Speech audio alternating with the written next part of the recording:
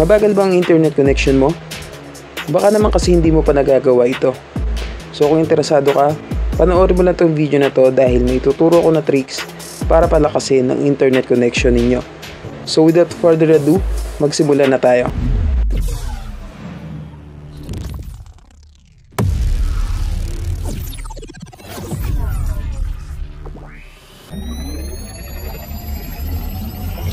Howdy mga kabady, welcome to my channel, Tricks Buddy PH here. So for today's video, may tuturo ko sa inyong tricks para palakasin ang internet connection ninyo. Pwede ito sa lahat ng network. So pwede sa Sun, Talk and Text, sa Smart, pwede rin sa Globe TM, Dito and Gomo SIM. By the way, shoutout sa nag-request nitong APN for Gomo SIM. So yung kabady natin na si Sir Michael Cervantes, nag-request siya na APN for Gomo SIM naman yung gawin natin.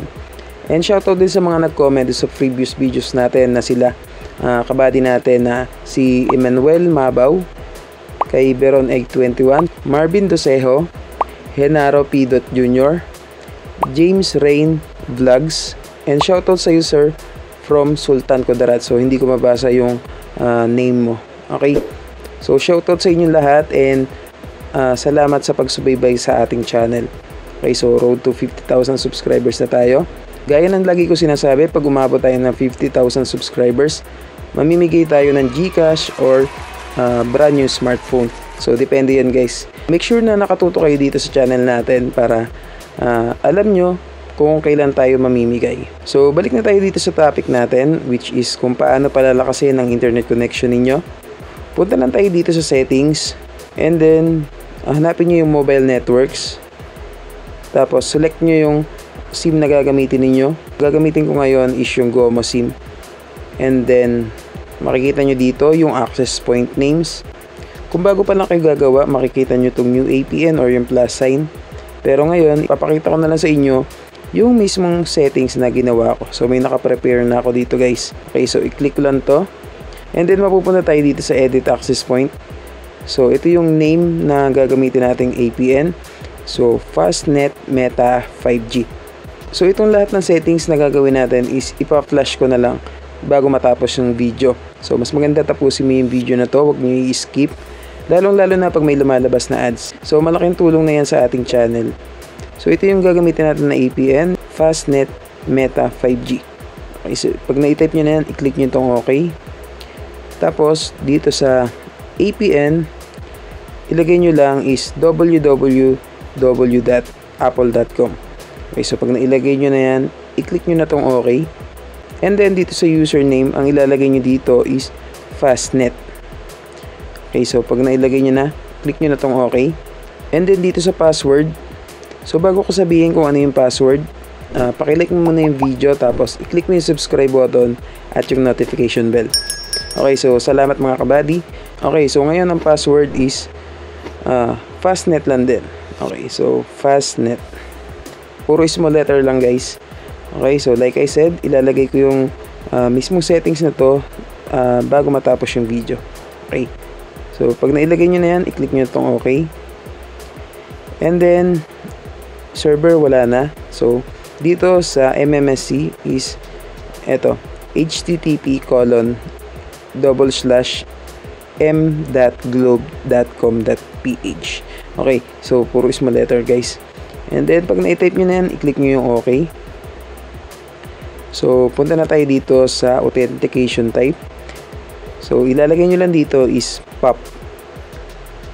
And then, sa APN type, ang ilalagay nyo dito is default, SUPL. So, once na mailagay nyo na yan, i-click nyo na tong OK. So, kung medyo nabibilisan kayo, huwag kayo mag-alala dahil ilalagay ko yung mismong settings na to sa screen natin. So ipa-flash ko siya. Okay, bago matapos yung video na to. And then dito sa APN protocol, iset nyo lang to sa IPv4. Okay. And then sa APN roaming protocol is IPv4, IPv6. Tapos dito sa bearer, ito yung pinaka-importante. Huwag nyo i-check yung unspecified. Tapos i-check nyo yung LTE hanggang dito sa EHRPD. Okay, so mula LTE hanggang dito sa EHRPD. Okay, so i-check nyo lang yan guys. Okay, so pag na-check nyo na yan, i-click nyo na tong okay. And then, pwede nyo na yan i-save. And then, dapat nakaselect yung mismong APN na ginawa ninyo. Okay, so dapat may check yan. Or, iba-iba tayo ng settings. So, minsan, iba yung nakalagay dito. So, ang importante, maselect nyo yung ginawa nyo na APN para yun yung mag-run as default APN ng network ninyo. Okay. So, pwede na tayo mag-back. Okay, so, makikita nyo naka-on yung data natin. And then, punta tayo dito sa speed test. Tapos, i-check natin kung ano yung makukuha natin na results doon sa ginawa natin na APN. Okay, so, click natin tong go. Okay, so, wait lang natin. Okay. So, kung makikita nyo, 21 ms yung ping natin. Tapos, yung upload speed natin, or download speed natin is pumapalo siya ng 50 plus Mbps. Okay, so, mabilis na to guys.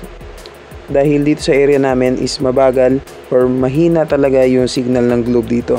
So, ang mas malakas dito sa amin is yung Sun or yung Smart. Okay.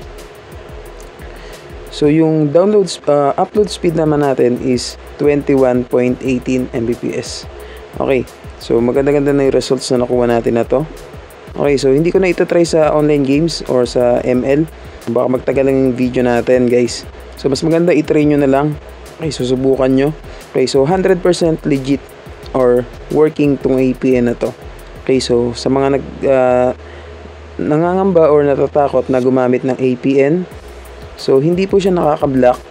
Okay, so mas nakaka-block pa yung VPN compare dito sa APN. Okay, so mas safe ang APN. Pero nasa paggamit pa rin yan guys. Nasa paggamit. Pagka inabuso nyo, syempre,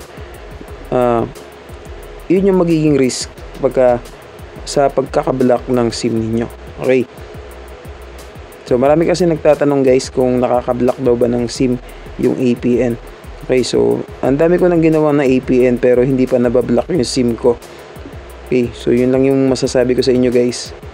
So, 100% legit yung ginawa natin ng APN na to. Working siya guys. Okay, so pwede nyo itry. Kung kahit anong SIM yung gamit niyo, pwede naman yan. So, I think hanggang dito na lang guys. Itry nyo na lang. If ever na gumana, pakilike yung video na to. And mag-subscribe kayo. And comment nyo na rin kung anong area kayo para alam ko kung saang area ba siya gumagana. Okay. And then, i-share nyo na din para marami pa tayong matulungan. Lalong-lalo na yung mga kakilala ninyo na naghihirapan or mabagal yung mga internet connection. So, pakishare sa kanila para matulungan nyo din sila. Okay. And then, huwag din kalimutan i-click yung subscribe button at yung notification bell para lagi kang updated once na may upload ako na video kagaya nito.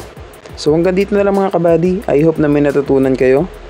So, once again, ito po si Trix Buddy PH. Tandaan, daig ng taong matanong, ang taong nagmamarunong.